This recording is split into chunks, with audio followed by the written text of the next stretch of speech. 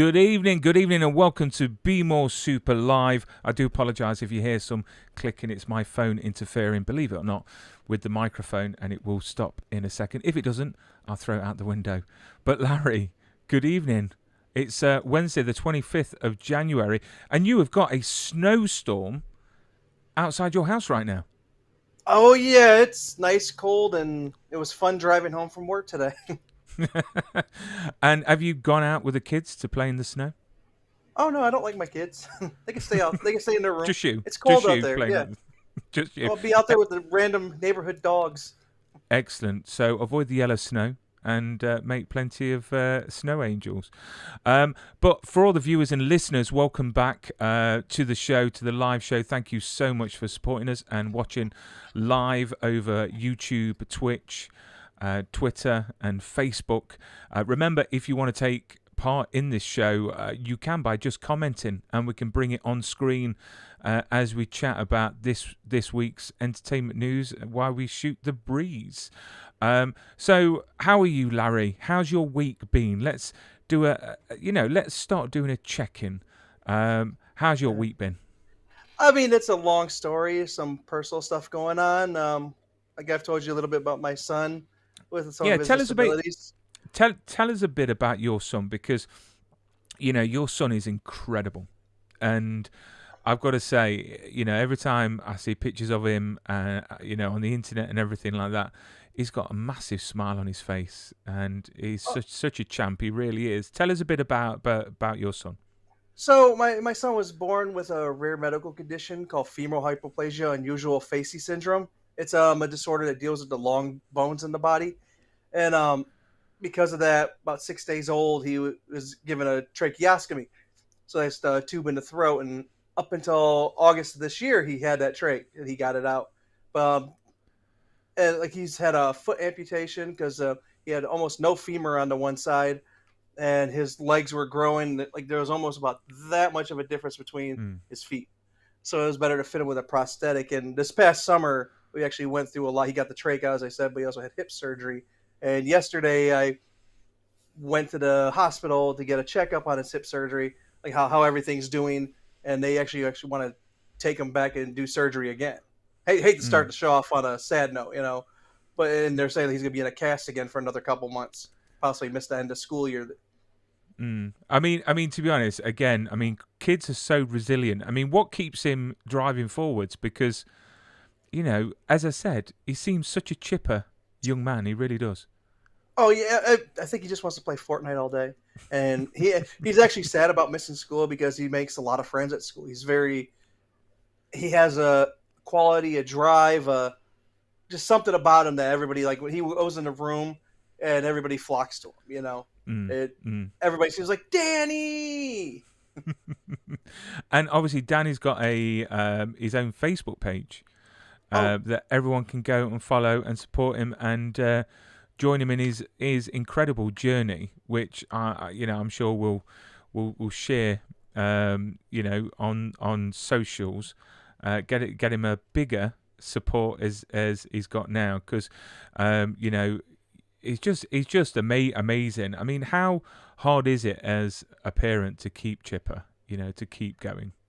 It's extremely hard. Any parent that has child with disabilities, if they tell you otherwise, they're just trying to not bring you down. But I mean, it's always a struggle to get up in the morning. It's always a struggle to go to work. It's just a struggle to stay. As a dad, you would know as good as I Mm, do. Dads, we can't show our emotions all the time. no, And no, sometimes I just go in the shower and cry like any bless you. self-respecting grown man. There's nothing. There's nothing like a good shower cry. Yeah. It really isn't. But no, Larry, I've got to say, you just seem a great dad, and we'll be supporting him and following him, and yeah, chin up. He's he's And these he's a are all great my toys, he's a not great his. kid. Well, do you know what? I'm sure he's got plenty of toys. I've seen pictures of you. Was it Halloween when you dressed up as Batman Yeah, and he Danny was dressed up? Nightwing, and I was Batman. And Awesome. then after his foot amputation, I was Batman. He was Robin, and we did a wagon up as a Robin mobile. That is And I awesome. That is awesome. Is that on his Facebook? Can you see that on there? Yes, yes, Yeah. it's Oh, Super Danny's World on Facebook. Super Danny's World. So everyone get on that. Start following and follow his incredible journey. Really is.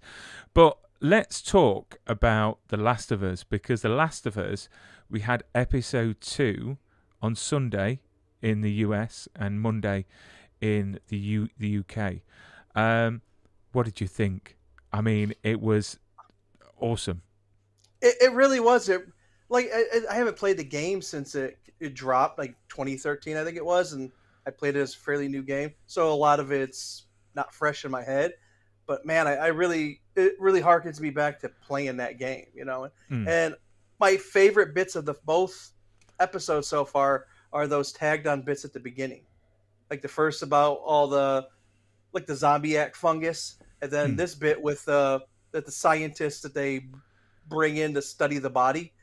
You know, I wasn't expecting to see nudity. I wasn't. I was kind of like, okay, just kind of taken back by it. But I feel like it also added to that, like that shock of this is real. You know, mm, like if it was had mm, a covered body, it would have been like, oh, I've seen this in a movie 100 times. You know, it's little things that you could really appreciate. Little things to make you go, oh, okay, I got to pay attention now. You know. mm. I mean, it was great to see a bit more zombie action, and we finally get to see the clickers in full glory. Um, how incredible was that scene? I mean, me personally, you know, it. I've never played. Well, I have played the game, but I haven't really followed the story, and I feel really guilty. And I saw a video on Facebook the other day. I think it was today or yesterday, where the scene when they're in the house in the building, you know, before The the museum. explosion, how exact it was to what the game looked like. I just thought it's incredible. They're obviously paying homage to the game and trying to make it as close to it as possible. Yeah, you know, I think we talked about this on our first episode, and you were arguing like, well, you want to make your own thing, you know, and I was saying like, I like when these studios bring to life the things that I love as Mm, close as possible, you know. It's there's a beauty to that, you know, and there's a magic like, oh, I finally get to see that thing I want. It, yeah, I mean, the thing is, you know, it's good to make it exact, but I just hope they have a bit more freedom with it. I mean, Nick Offerman, who we know from Parks and Recreation, is in next week's episode, and that episode apparently, reportedly, it's like 72 minutes long, so it's going to be a tiny bit longer than the episode we've just had. Um, Again, these actors popping up in this show, you get some really, really good talent, and it just shows where the money's being spent. And again, the visual effects in this show is just immense. It really is. oh yeah, I love the practical work with the clickers, how they looked on their face. I will say that I know what I'm looking at a little bit. So when I like the fact that they were actually in front of a museum or a building and stuff, and then you could kind of tell some of the growth was CG if you really Mm, know what you're looking at. Like that kind of stood out to me, but and then some of the backdrops, but like walking into the bottom of a like a hotel room, you know, and seeing mm. everything filled up with water, the practical sets, you know, like going back to last week, I love the practicality of it. I Like, mean, like see, go ahead. yeah, go on. No, go on. I said CG should be used sparingly. It shouldn't be a crutch. It should be a tool. Yeah, it's a bit like makeup on a woman. Um, do you know what I mean? Not too Or much, a or beard you on a man. exactly. But the scenes when they're walking and you see the city, you know, all falling apart and grass and moss over everything, I just think it's done so beautifully, and you can't tell, you know, that it's not entirely real. And I just Yeah. think the work in that is just immense. I mean, you do get the shows that the CGI is a bit sketchy, and you can understand it's expensive. CGI Yeah. is very, very expensive because the amount of hours that get put into it. But again, if you've got a budget of 100 million for the whole season, you're going to expect, you know, top-notch movie quality CGI that we're seeing in the show. But the rumors are this is going to be the best show ever. You know, again, sales and of the game is up like 300%, which is understandable because obviously, the hype of the show and everyone's now wanting to play the game and be Joel and be Ellie, etc. But I can't wait for episode 3. I really can't. I mean, is there anything that disappointed you about the episode? That it ended. It felt. Wow. I don't know, because it's. I don't know how to put it. Is the episode itself felt fast. It was a shorter episode, but it was so intriguing, everything that was going on. I'm like, it's over already? Like, oh man, I want more. I just thought you can't really tell I'm trying to get an endorsement from Tim Hortons. Oh. Always keep on drinking my coffee. Where's Tim Hortons? Not they're here in the U.S. They're in Canada. They're in the U.K. Well, they've only just come to the UK, only just, and it opened up and it confused a lot of people in Mansfield, where I'm near, and I went in and the coffee is just. Again, I was speaking to a guest from Canada, Stacey, who is in The Flash, and she's Canadian, and she was like, there are better places than Tim Hortons. Tim Hortons is like, the versions of McDonald's out there, really, on the amount that you get. Yeah, I have like 3 Tim Hortons within a 2-mile drive from me.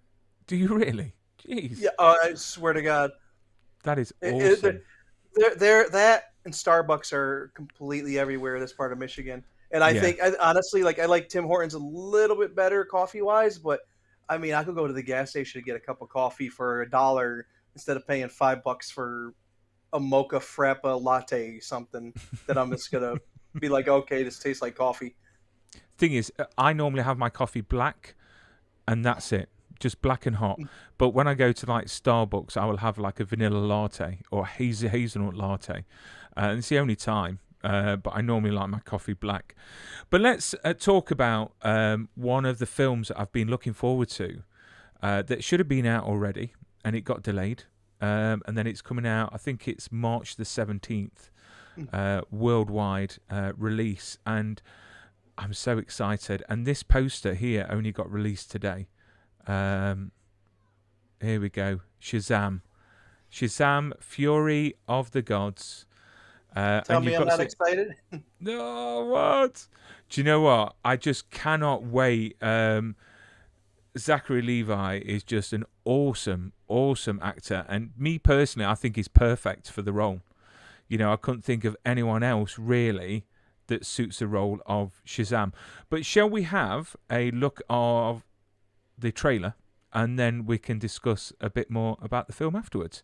So here we go with the trailer. I'm an idiot. It's showtime! I don't deserve these powers, if I'm being honest. Like, what am I even contributing? Ow! There's already a superhero with a red suit with a lightning bolt on it. Aquaman is literally huge, and he's so manly. And Batman is so cool. And I'm just me.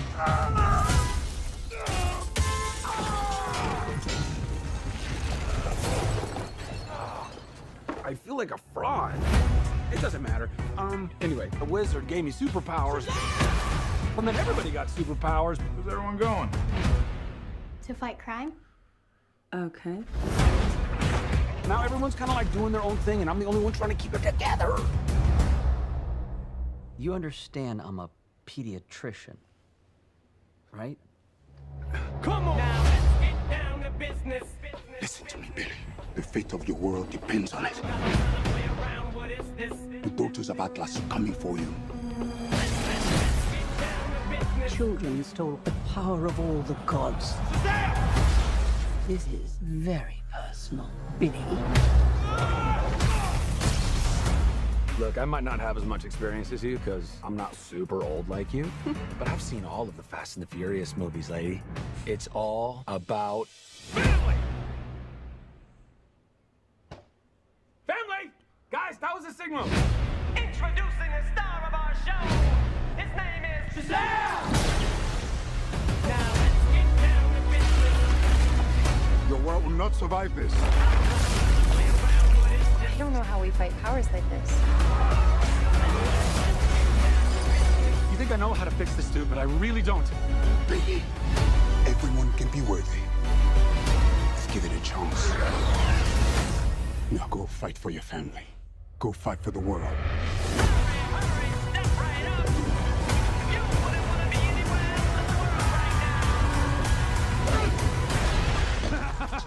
I just threw a truck at a dragon. I love my life.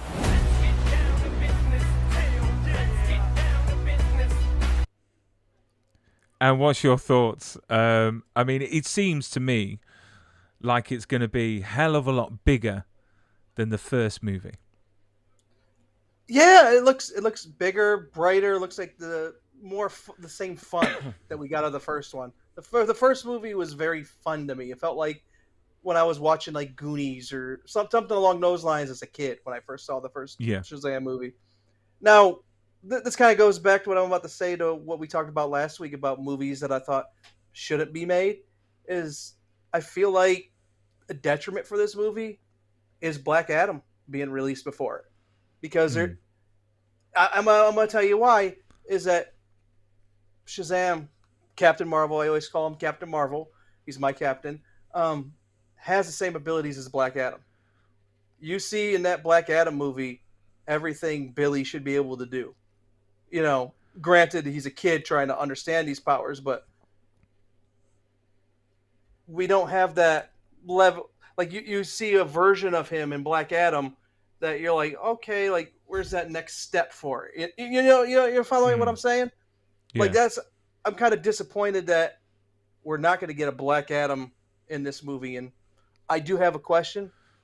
If you remember the post-credit scene, Bookworm showed up at the end of the first movie's, are we going to see him in this?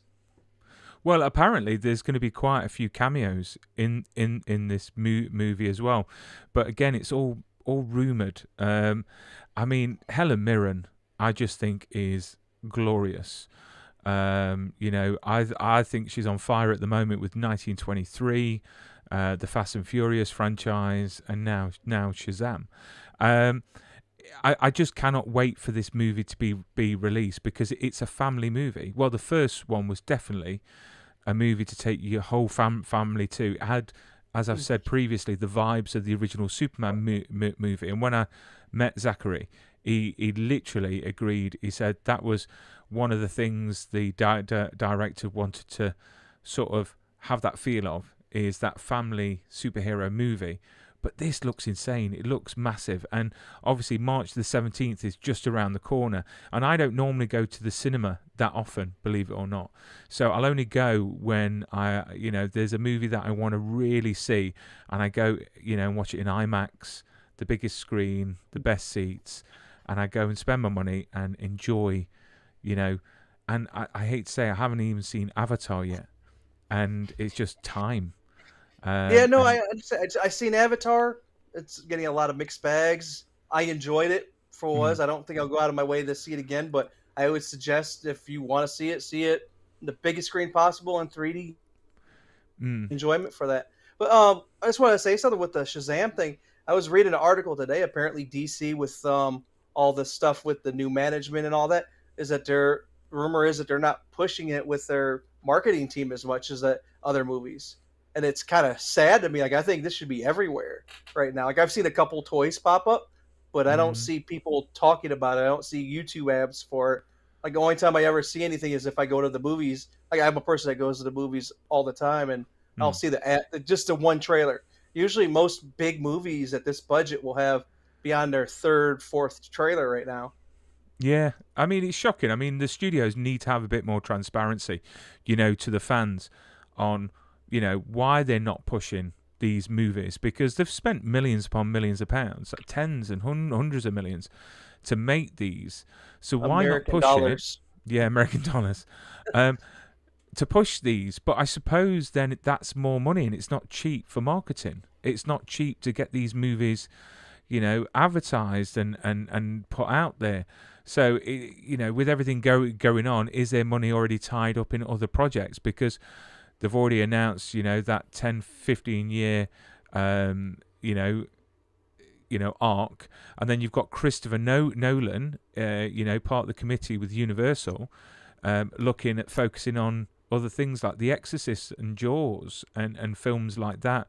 And he's just cancelled the Madonna biopic, which I will not lose sleep around. You know. I know as crazy as she's been lately. Hey, Madonna, go back to sleep. Yeah, turn into a little. She's literally. I think she's overdoing it with the plastic surgery. She's far from that material girl that we saw in the in the 80s. But talking about like transparency and obviously being true to the fans, there was something that I saw posted about the new CEO of Netflix. So obviously, with all the cancellations from Netflix, so that's 1899, I think it was, as well as Warrior Nun. He was interviewed by is it Bloomberg, and he basically says that he never cancels. I've actually got the comment here. What did he put? He said, "We have never cancelled a successful show. A lot of these shows were well intended, but talk to a very small audience on a very high budget," which I could partly understand. But then a successful, and I know I harp on about Warrior Nun, but that made Netflix return over 200% of what they spent on it. So it was $4 million an episode, and they made that back 200%. So to me, would you say that making 200%, return was classed as a success? I would, but with Netflix, it's always a weird thing. There's never been a exact. They don't release their numbers. They don't release like budgets too often. So, it's kind of a weird thing. And like, what were they projecting? Like I know something like Netflix. They don't care about how much money they're bringing back in. Like it's all about subscribers, new subscribers. That's all they care about is new subscribers. Yeah. They don't care about me, who's had Netflix since the DVD days. They want them good old days. They want people tuning in, watching, and then going about their business. Yeah, I mean, to be honest, though, I think that Ted, the new CEO, needs to take a long, hard look at himself and be a hell of a lot more honest with the people that actually put money in his pockets. Because, successful shows, they never, cancel a successful show. There's so many shows that Netflix has cancelled that has been successful. So it will be nice to see. And do you know what? He probably won't, but I would give Ted the opportunity to come onto the show to actually talk about, the thought pattern behind how they work, and give a bit more clarity. It may be because we just don't understand how that company works and financials, which is understandable. Yeah, no, 100% agreed. Because I was talking to you about this earlier today. Is that there was a show called The OA, and the show was actually one of the first shows that Netflix had, just like The Warrior Nun, where it was like fan petition to get it back. Like this petition went on for almost 2-3 years. They got fans to raise money. It had billboards in Times Square, save the OA. This was one of the first shows Netflix had like this. And part of the problem with season 2, if it failed, was there was such a long production in between. I think it was like 2 to 4 years between season 1, because the first kind of forced them to do season 2, and then season 2 was like, oh yeah, we're canceling it, and they left it on a huge. I also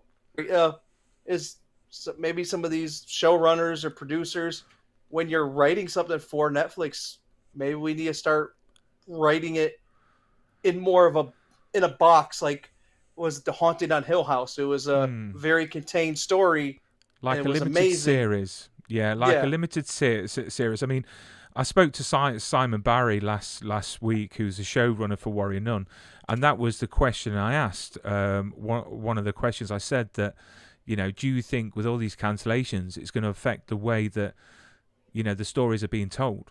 And he said in some ways it might do. It really might do. But again, all we've got to do is just hoping that they listen to the fans more. Because again, we're the ones that are subscribing, and so many people are unsubscribing right now in protest. But then on one flip side of the coin, that's all good and well, but then that will affect future productions from Netflix, and you've got Rebel Moon coming out from Zack Snyder that looks epic. So it's going to affect stuff like that. But who knows? But Ted, you won't be watching. He'll be in his leather chair, drinking his whiskey and smoking his cigar. But he's more than welcome to Watching come on more the show. Mad Men. And Larry, we can grill him. We can put a light in his face and ask him the honest, straightforward questions about Netflix, because we might be surprised. We might be looking at it completely in the wrong way. So it's time now to talk about the prize that we're giving away, because it's going to be next week. So here we go. Let's talk about our sponsors. So our sponsors are PropStore.com. PropStore are based in the UK and in LA, and they deal with screen use props and costumes from your favourite movies and TV shows. They've kindly given us here at Be More Super a great prize to give away, which is a production used storyboard from Supergirl the movie. It's really simple to enter this competition. So all you've got to do is go over to our Instagram page, which is at Be More Super UK, and just follow. Also follow Prop Store on their Instagram as well. That way you'll be in for a chance to win this awesome production used storyboard that's well worth over £200, so about $300. So yeah, you've got to be in it to win it. And also check out propstore.com. They've got auctions throughout the year for you to check out, but they're a great company. Everything is completely authenticated and genuine, and they back it with some great certificates of authenticity. So check them out, propstore.com. So there we go. That's our prize that we're going to give away next week. So I can get it out the house, because my wife keeps moaning about the box, which I still haven't opened. So whoever the winner is, they're going to get an unopened box. So it's going to be pristine. I haven't even had it on the wall. So I cannot wait. So yeah, sorry. I just wanted to go over a bit about Julian Sands. I don't know if you've seen in the news. I was quite shocked, actually, because about 4 or 5 days ago I saw the news. So someone got reported missing in the hills of, let me just see where exactly it is, Baldy Bowl area of San Gabriel Mountains in North LA. Hey, Brian, I just want to let you know, I don't know if you're getting on your end, but I'm getting a little lag on my end. That is fine. I'm not getting any lag my end. Right. So it could be the snowstorm. Just blame it on the snow. Maybe. It's fine. When you finish this, you're going to be in like this igloo of snow, and you'll have to fight your way out of it. So yeah, so he went missing at Baldy Bowl area of San Gabriel Mountains in LA on the 13th of January, and it only got announced literally just under a week ago that it was Julian Sands, the actor which we know from Warlock, as you mentioned earlier on, one of my favourite movies. I think it's like the 80s that came out. I remember seeing I don't remember the movies too much, but I remember my dad taking me to see those movies as a kid. I mean, this man has been in tons of stuff. Arachnophobia. He's been, in so much stuff, and he even played Jor-El opposite Helen Slater in Smallville, which I absolutely loved. But it's shocking to think that he hasn't been found. They found his car, but he's nowhere to be seen. Again, I'm not from LA, so I don't know what wild animals are out there, what dangers are out there. But I just fingers crossed for his loved ones and family that he gets found. Movie producers. Hey, what's that? Yeah, they're the worst ones in LA. I tell you, the sharks. But yeah, apparently he said that in an interview recently, what makes you really happy? And he says sitting on top of a mountain on a cold morning. So who knows? I mean, fingers crossed. He turns up safe. That he got lost. But if he doesn't, he'll be well remembered in many, many great shows and movies, for all time. But I just wanted to talk about Julian Sands because it really shocked me. It really, really did. So yeah, so what's next on the agenda? So My Hero Academia, mate. Do you know what? I know last week I said, right, I'm going to do a mission. I'm going to watch it, and then we're going to report back, and I'm going to give you my feedback, and we can talk about it. Give me another week. Because literally, I have so struggled to find it. Even on Amazon Prime, you've got it on there, but you've got to buy it, and I'm confused. So I think we need a good chinwag on where I need to start, because there's some movies on there. There's Japanese dubbed ones, English dubbed ones, and it's confused the hell out of me because Anime is a very confusing genre. Like here in the States, I don't know if you guys Crunchyroll, which I believe is owned by Sony, I think it was, and they just kind of merged together and they're still in the process. So that's like a big place for a lot of anime fans, besides like Netflix. And I think My Hero is also on Hulu for us, which I don't think you guys have. no, we don't have Hulu. No. Yeah, but no, it's an anime that I think you should watch it with your girls. There's violence in it, maybe a swear word here and there, but like I watch it with my 9-year-old, and I'll give you a reason. Superman means something dear to you. You talk about Shazam, you love it. Makes you feel like the first Superman. You got your character Midoriya. He's a kid that was born with no powers in a world of powers. Of everybody has powers. All he wants to do his whole life is be a hero. From the purest intent.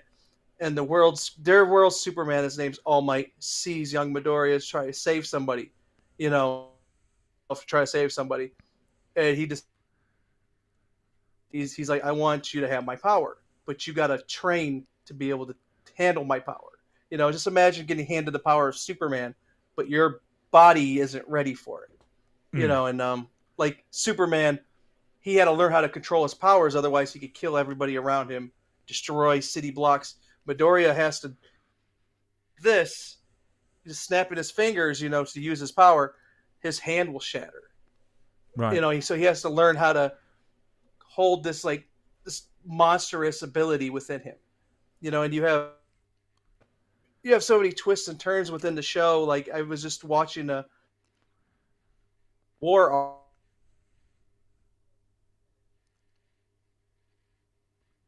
Oh, Larry, I think I'm losing you.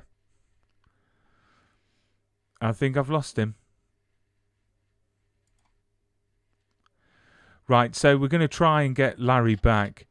Oh, you're back now? I think your internet is sort of literally laggy which is, oh, he's gone. He is gone. So we're just going to wait till he comes back on here.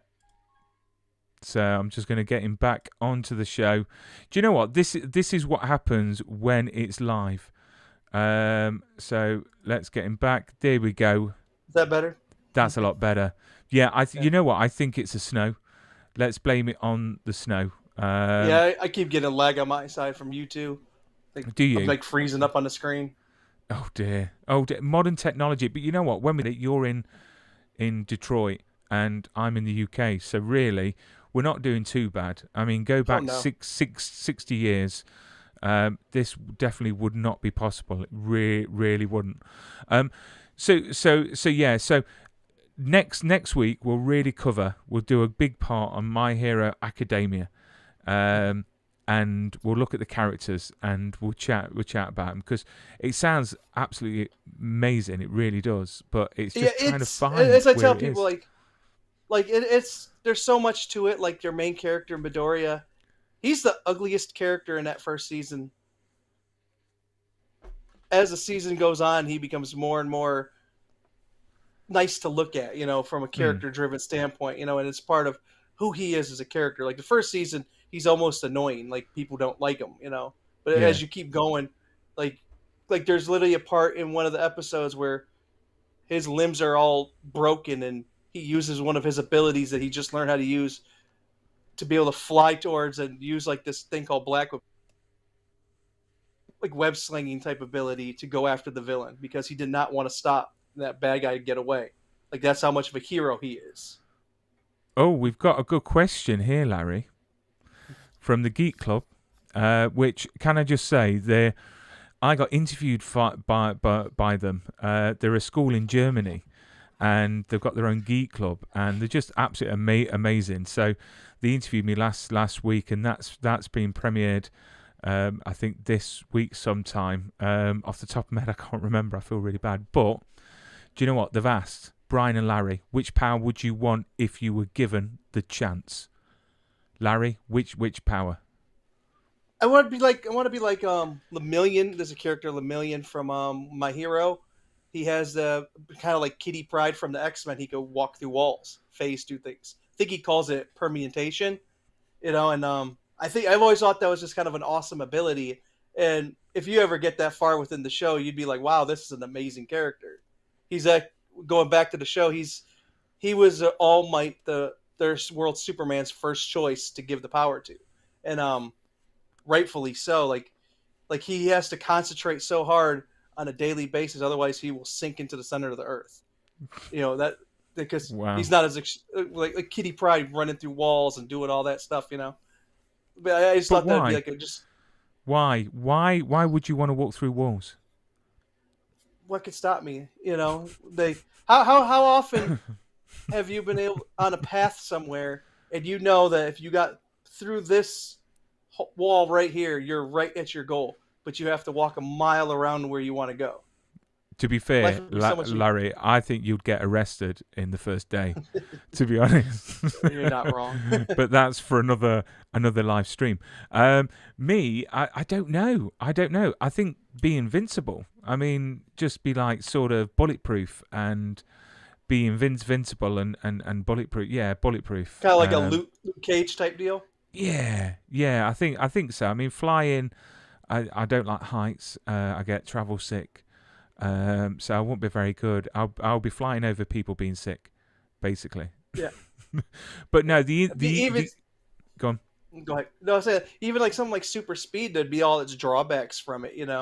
Just like that's how I was thinking about. Like you'd be flying and you get bugs in your teeth. I mean, superpowers. I mean, there is so many to choose from. There really is. But that interview is being released tomorrow. On YouTube, on their YouTube channel at 6 p.m. I think that's UK time, and then 7 p.m. their local time in Germany. I might be right, I might be wrong. I'm sure they'll correct me on that. But yeah, so, and then talking about Superman and Lois, season 3 premiere is very, very soon. And we've just had some awesome news on some new cast. But I've got to say, each season is getting better and better and better. And obviously we've got the change of cast. So Jordan Elsas is not playing Jonathan anymore. It's a young man called Michael Bishop from Australia. So he's taken the role. How hard must that be to be taking a role that's already had one season? I just pray that he does a good job, and I'm sure he will. But this is the short trailer from Superman and Lois. Here we go. Today just reminded me how truly magical it is to be a mom. I might be pregnant. Lois is missing. How could you just leave her? Life's at stake. My daughter's life is at stake. Isn't this what you've been training for? I can't do this kind of stuff alone. We'll find her.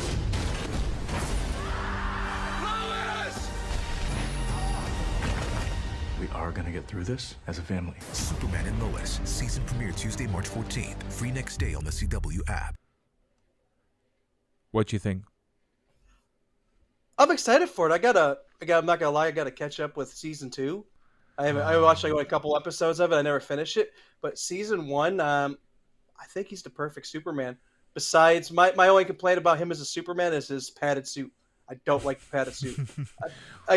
Christopher Reeves was a big guy, but he never needed a padded suit, and he didn't need big, bulky muscles. He looked like a guy in a Superman costume. And I feel the same way as Tyler Hoechlin, I believe it was. Yeah.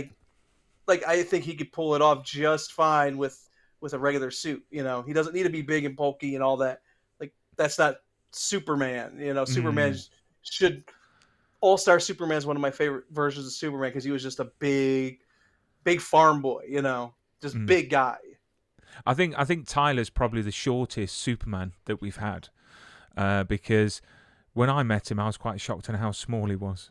But no, you're right. He plays an awesome Superman because it's about the humility of the character, and as Richard Donner said, the verisimilitude. The honesty in things, and he does the character so well and gives it so much honesty. I just think the whole show, is well written.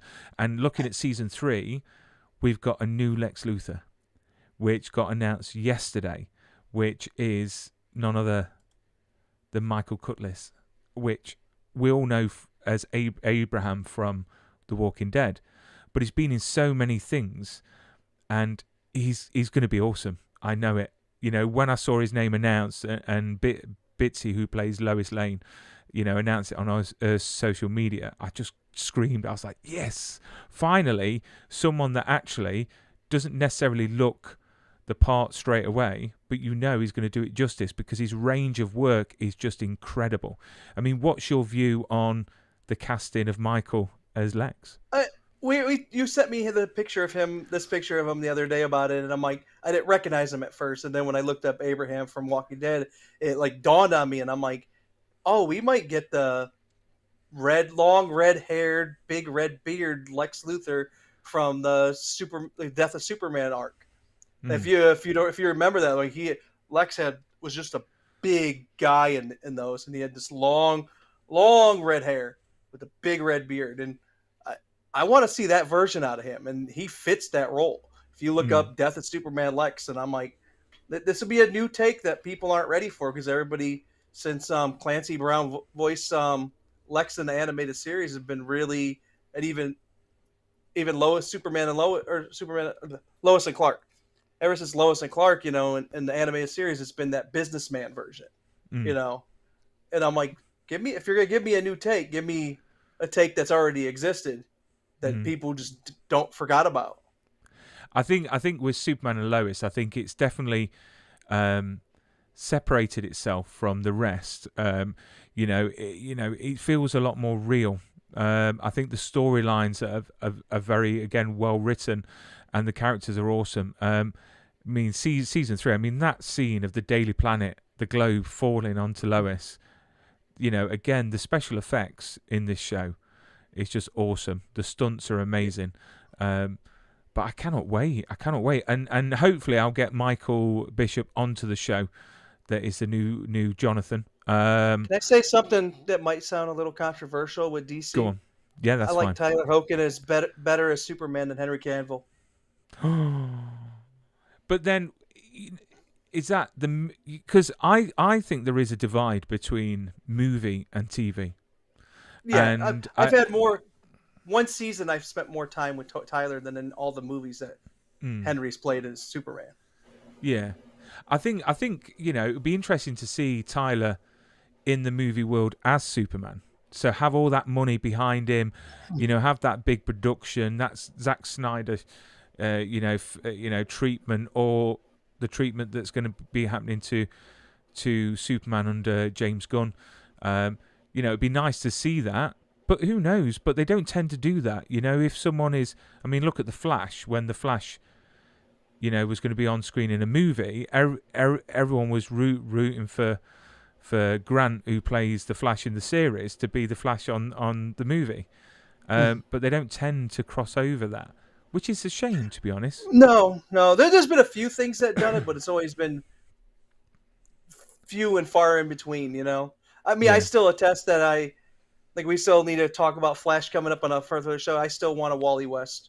I don't want the Flash TV show version. I want to see the Wally West that I've seen from the animated series, like the Justice League. I want to see red-haired, fastest man alive. There's no other better speedster who took Dr. Manhattan's power in the comic.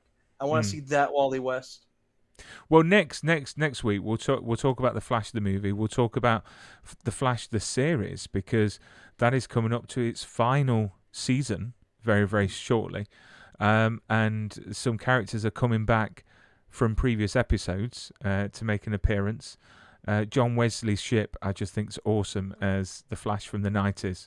It's just amazing, really is. And that suit from the 90s is just epic. I mean, that's for me the best suit. But I watched that live when it first aired. I was a kid watching that with my dad. I mean, he explained when he was on the show, John, that how they made the suits, and it's just fascinating. They made it with electricity, to get all the flock of the material on the actual suit itself to stand up. It's really fascinating. Go check it out. It's on the channel to watch. But yeah, I mean, we've got a few other things to go over, but we'll probably leave it till next week because I'm looking at the time and time is running past us. Sorry, I talk too much. No, it's get out of it. Don't talk too much at all. I mean, what's your view on fan films? Fan films that are made. I don't get into them too much. The only one I ever really, really liked, there was one, I believe it was called Batman Dead End. And it was actually done by, I think, one of the makeup artists or costume designers for like the Predator movies or Alien movies. I can't remember. But he did one where it was Batman fighting a Predator. Is that Bat in the Sun? No, it's something completely different. I know what you're talking about. They do a lot of stuff. Like they did a lot of work with rest in peace Jason David Frank, and they did a lot of cool things like Batman versus Darth Vader and stuff like that. Yeah, which was great. But there is a fan made Superman movie called Superman Solar, and they've actually got Aaron Smolinski, who was the toddler in the first original Superman movie. The toddler that came out of the actual crash ship that lifts the car with Glenn Ford. So that's Aaron, and Aaron appeared in Superman 3 as well as the young lad at the photo booth. And it was actually his mum stood next to him as well in the film. And he also starred in Man of Steel. Well, he's actually playing Lex Luthor in this fan-made film. Do you want to watch the trailer? Yeah, sure. Yeah? So here we go. This is Superman Solar coming out very, very soon. They say the world is doomed. The truth is, the world doesn't need saving. We need inspiration. And Clark, you can be that inspiration whenever you're ready. I get to disguise to protect the people you care about. But the colors are so bright, and the symbol on your chest looks like a target. I need them to point their weapons at me and not at the people who can't defend themselves. And I want them to see me. I want everyone to see me. No one asked you to do this. No one asked me not to.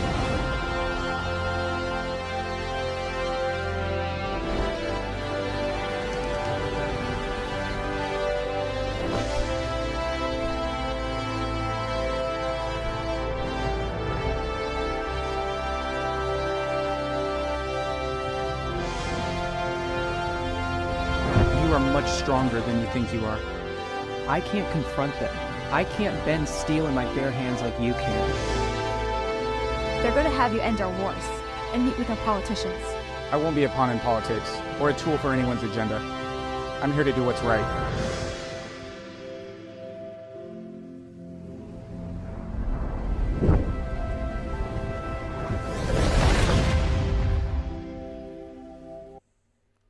So that is a fan-made film by A-List Productions. Do you know what I like about fan-made films? Is that you can tell there's been a lot of love being put into them. Remember, these are films that aren't backed by £1 million budgets. But I'm actually really looking forward. Anything that keeps a cape flying, as I say. I mean, what's your feels about that trailer? I feel like they know Superman. I almost kind of wish I seen what I just saw with a bigger budget. You know what I mean? For the most part, missed Superman. Like I feel like they missed a lot of the superhero stuff. Like they don't really get it. They just think they're trying to put better stories behind everything, but they still don't get what makes Mm. the superhero. You know, Yeah. felt what makes the superhero behind that, even though it didn't have that budget behind it. If that makes any Yeah. sense, and it's not a disrespect thing. No, I mean the thing is, I mean with a trailer, you know, they don't want to give all the secrets away, and what I get from that trailer is very much, as you said, they know Superman, the human side. You can see touching little moments, and we see Lois Lane, and we see Aaron as Lex Luthor with his paper, which I think is going to do an awesome job, to be fair. And it's really nice to see, a bit of the original Superman cast, join this fan-made film. But fingers crossed. I mean, I'm going to invite him onto our live stream to chat about the film, and what got him into making it, and also how difficult it is to make a fan-made film, because it can't be easy. Money doesn't grow on trees, and it always, intrigues me on how they do that, to be fair. And then obviously next week, this coming Sunday, the show is releasing the interview with Richard Fleesman, who is in the Ark, which we won't have time to watch the trailer, but we'll show the trailer next week, which is a new show on from Sci-Fi, streaming on Peacock, and it's from the producer of Independence Day, and it looks awesome. I got Peacock. Have you? Yes. Yeah. Oh, wait, I'm not gonna lie, I got it for wrestling. Okay, so we're definitely talking about the channel and not the animal. Correct. Excellent. Maybe. Just checking. Hey, but yeah, it's Kimmy Schmidt said, who can't rent a Peacock and walk through New York? Exactly. Oh, do you know what? I love that series. It was hilarious. But yeah, so the Ark comes out the 1st of February. It starts on Peacock. So you'll have to check it out because it looks really, really good. But Larry, it's been always a pleasure. I think that's our time. Thank you for all the viewers and listeners that have commented, that has watched and shared the show. We're going to be back next week. If you want us to talk about anything in particular, messages on social media. Larry is now on Twitter at BeMoreLarry. What's the rest of it? It's BeMoreLarry. I believe it's 22. Oh, you've just broke up just as you said it. BeMoreLarry 2200. 2200. BeMoreLarry 2200. And if that's wrong, I'll have Brian retweet that. Yeah, and give Larry a follow. Send him loads of weird pictures. Get him involved. But Larry, it's been a pleasure. You look after yourself, and I'll speak to you throughout the week, my friend.